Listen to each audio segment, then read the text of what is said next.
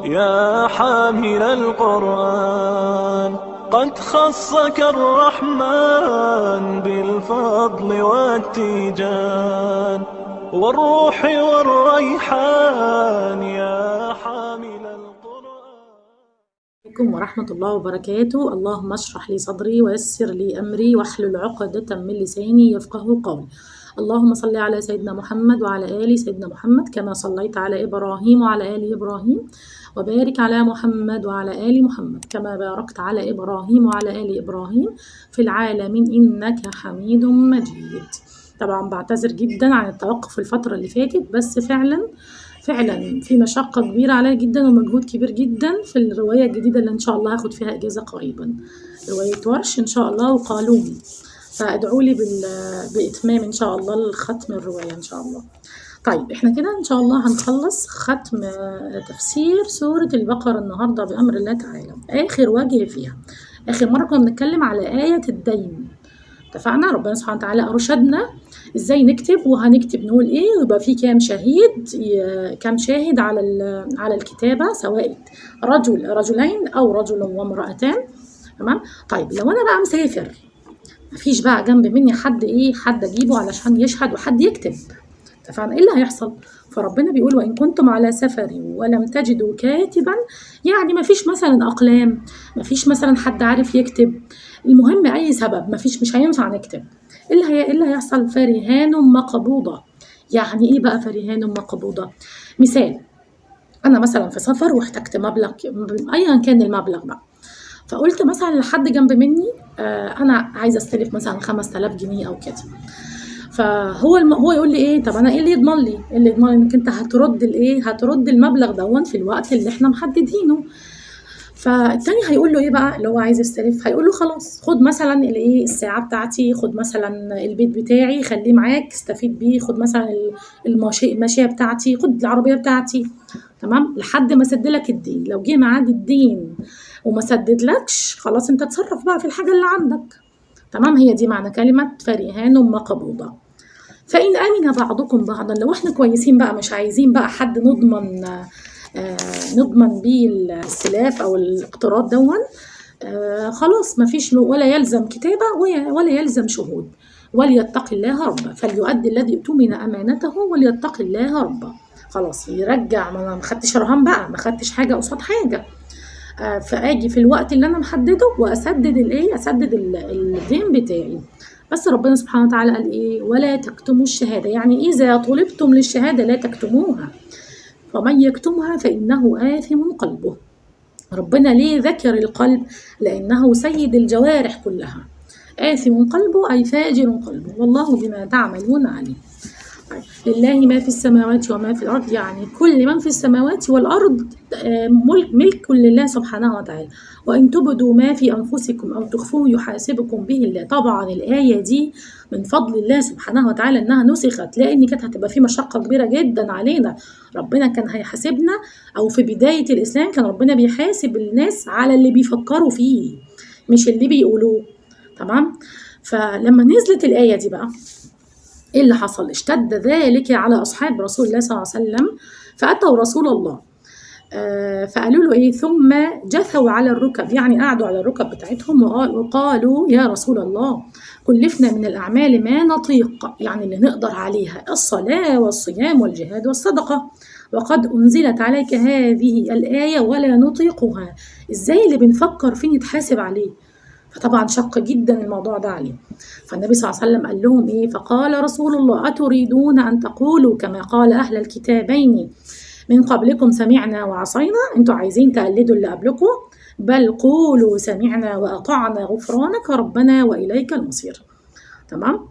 من فضل الله سبحانه وتعالى ان ربنا لما يرى في المؤمنين الامتثال لأمره وتنفيذ الأوامر وسمعنا وأطعنا، ربنا بيخفف. تمام. فسبحان الله، بعد ما آمنوا بالآية وذلت بها ألسنتهم ونفذوا فعلا، نسخت الآية بقى. نسخت لإيه؟ يعني اتلغى الحكم ده وربنا أنزل حكم جديد. لا يكلف الله نفسا إلا وسعها، لها ما كسبت، تمام، وعليها ما اكتسبت. فاللهم لك الحمد إن الآية دي الحمد لله إن هي إيه؟ نسخت. تمام. وفي بقى كذا آية أو كذا حديث عن النبي صلى الله عليه وسلم بفضل الله سبحانه وتعالى عليه. مثال: قال رسول الله صلى الله عليه وسلم: إن الله تجاوز لي عن أمتي ما حدثت به أنفسها ما لم تكلم أو تعمل. يعني ربنا سبحانه وتعالى سامح المسلمين والعباد كل اللي تحدث بيه نفسك، يعني اللي تفضل ايه بقى، تفضل تفكر فيه في دماغك وهعمل وهسوي وهتخانق ومش عارفه ايه، ما لم تكلم. ادام ما اتكلمتش خلاص ربنا ان شاء الله مش هيسألك عن اللي انت فكرت فيه ده. تمام؟ طيب، طبعا في احاديث كتيره جدا. قال الله: اذا هم عبدي بسيئه. الحديث ده انا بعتبره يعني ايه من الهدايا الربانيه، يعني حديث جميل جدا. قال رسول الله صلى الله عليه وسلم: قال الله: إذا هم عبدي بسيئة فلا تكتبوها علي. لو هيهم، يعني أنا مثلا رايح هضرب مثلا الشخصية الفلانية دي عشان مضايقاني، أنا هميت أهو لسه ما نفذتش، فلا تكتبوها. ربنا بيقول لا ما تكتبوهاش، اصبروا شوية. فإن عملها فاكتبوها سيئة، اكتبوها سيئة. طب وإذا هم بحسنة فلم يعملها، سبحان الله، أنا مثلا ناوي إن أنا مثلا أتصدق على الشخص الفلاني ده بس ما حصلش نصيبه وما رحتش تصدقت، ربنا قال هيقول للملائكة اكتبوها حسنة.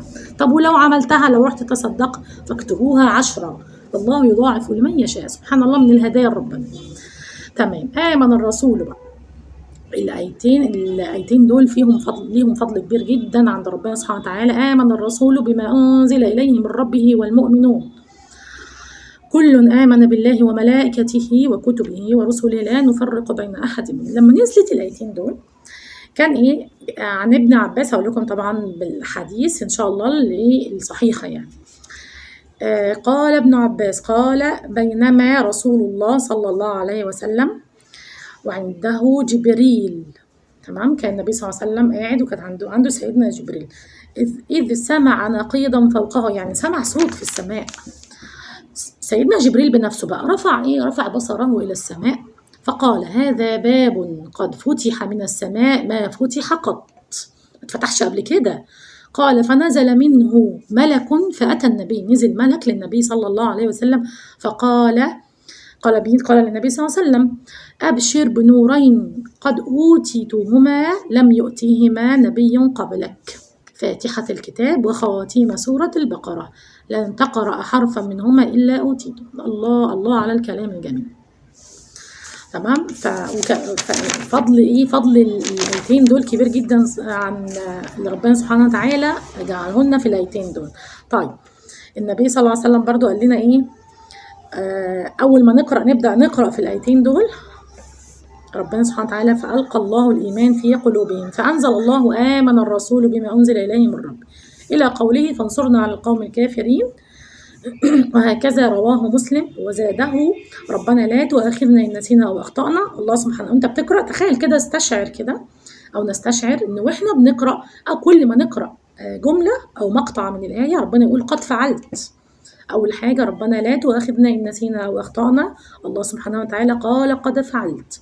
ربنا ولا تحمل علينا إصرا كما حملتها على الذين من قبلنا. قال الله قد فعلت. ربنا ولا تحملنا ما لا طاقة لنا به.